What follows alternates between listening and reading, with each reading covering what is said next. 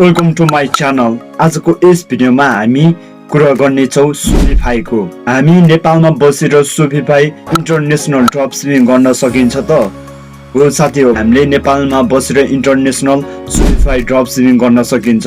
यो भिडियोमा चाहिँ म CJ ड्रपसिपिङसँग Shopify कसरी कनेक्ट गर्ने र CJ ड्रपसिपिङको प्रोडक्टहरु चाहिँ Shopify-मा कसरी लिस्ट गर्ने र Shopify इन्टरनेसनल ड्रपसिपिङ गर्नका लागि हामीसँग के चाहिन्छ त, के रिक्वायरमेन्टहरु पूरा हुनुपर्छ र हामी नेपालमा बसेर जुनसुकै वेबसाइटबाट हामी जब गरे पनि हाम्रो अनलाइन अर्निङहरु रिसिभ गर्नका लागि गाह्रो हुन्छन्।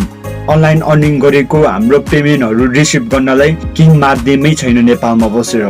र यदि तपाई नेपालबाट Shopify इन्टरनेसनल ड्रपसिपिङ गर्न चाहनुहुन्छ र गर्दै हुनुहुन्छ भने तपाईले चाहिँ LLC फर्म भन्नाले लिमिटेड लायबिलिटी कम्पनी को फर्म चाहिँ तपाईले रजिस्ट्रेसन गर्नुभयो र तपाईको इन्कम चाहिँ विड्रो गर्न सकिन्छ।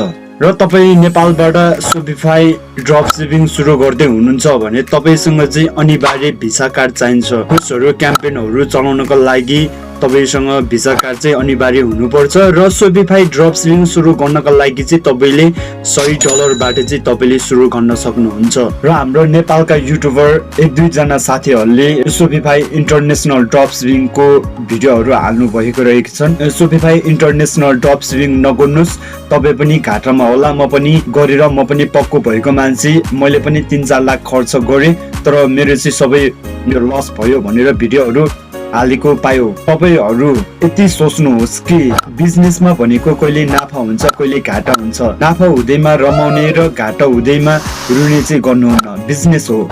र म पनि Shopify इन्टरनेसनल ड्रपसिपिङ सुरु गरेको 1 वर्ष जति भयो होला। नेपालमा एप्सबाट कसरी क्विन अर्निङ गर्ने भनेर तपाईहरु सोचेर यो मेरो भिडियो हेर्नुहुन्छ भने नहेर्दिनुहोस्, किनकि यो भिडियो भनेको तपाईहरुको लागि होइन।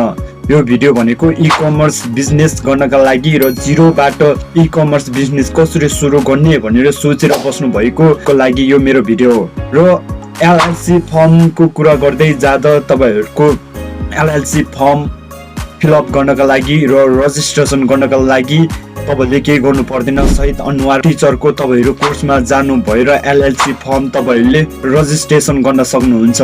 LLC रजिस्ट्रेसन गर्नका लागि $358 लाग्छ। तपाईहरुले रजिस्ट्रेसन गर्न सक्नुहुन्छ र मैले लिंक पनि मुनि डिस्क्रिप्सनमा म राखिदिन्छु, तपाईहरुले सजिलो होस्। र LLC फर्म तपाईले रजिस्ट्रेसन गरेर तपाईको चाहिँ स्टोरमा एड गर्नुभयो भने तपाईको पेमेन्ट रिसिभ गर्नलाई जुनै पनि कन्ट्रीमा होस् तपाईले Shopify मा अर्निङ गर्नु भएको तपाईको इन्कम चाहिँ तपाईले विड्रो गर्न सक्नुहुन्छ। यसै गरेर Shopify को कुरा गर्नु पर्दा CJ ड्रपसिपिङ सँग चाहिँ तपाई Shopify कनेक्ट गर्न सक्नुहुन्छ। CJ ड्रपसिपिङ सँग चाहिँ टिकटक, लाजार, eBay, Shopify हरु सबै एड गर्न सकिन्छ र CJ ड्रपसिपिङ बाट लिस्ट गरेर Shopify मा हामीले डाइरेक्ट CJ ड्रपसिपिङ को प्रोडक्टहरु चाहिँ लिस्ट गर्न सकिन्छ र तपाईहरुको टाइम धेरै लस नगरिकन भिडियोले अगाडि बढाउने छौं। आफ्नो स्टोर खोल्नुहोस्। CJ ड्रपसिपिङ कनेक्ट गर्नका लागि एप्सबाट नै क्लिक गरेर कनेक्ट गर्न सकिन्छ र माथि सर्च गरेर कनेक्ट गर्न सकिन्छ। भने प्रोडक्ट लिस्ट Shopify मा कसरी गर्ने त? र तपाईले CJ ड्रपसिपिङ Shopify मा कनेक्ट गर्नुभयो भने तपाईले Shopify मा इमेज डाउनलोड गरेर अपलोड गर्नु पर्दैन, टाइटल राख्नु पर्दैन, अटोमा सबै कनेक्ट भएपछि तपाईको Shopify मा लिस्ट हुन्छ। र तपाईले CJ ड्रपसिपिङबाट Shopify मा प्रोडक्ट लिस्ट कसरी गर्ने त? जस्तै म सर्च गर्छु वार्स, यो प्रोडक्ट लिस्ट गर्छु र लिस्टिङ गर्दाखेरि product type collection vendor add गर्नु भएपछि प्राइस राख्नुहोस् र रिकमेन्डेड लिस्टिङ प्राइस पनि राख्न सक्नुहुन्छ। र म चाहिँ अहिले रिकमेन्डेड प्राइस राख्ने छु। लिस्ट नाउ गर्नुहोस् र तपाईको Shopify को स्टोरमा चेक गर्न सक्नुहुन्छ।